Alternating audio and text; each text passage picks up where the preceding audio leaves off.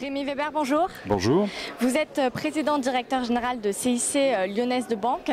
Le financement de l'économie s'est-il remis de la crise aujourd'hui? C'est une vaste question et ça dépend où on se la pose. Quel endroit dans le monde? En France, en par France exemple en particulier. Écoutez, ce qu'on peut dire aujourd'hui, c'est que nous n'avons malheureusement pas de croissance.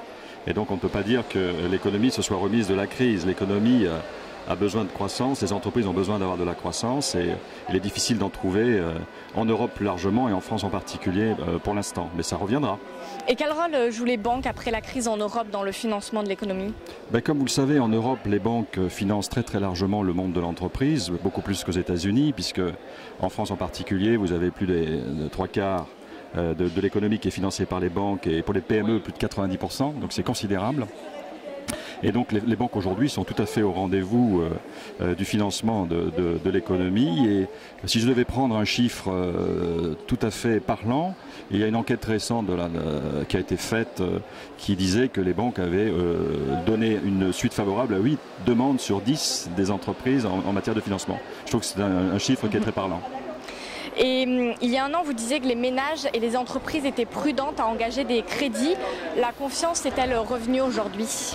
Oui, c'est pas tout à fait. Ce que je disais, c'est qu'on parle toujours de la frilosité des banques, mais en réalité, c'est notre pays qui est frileux.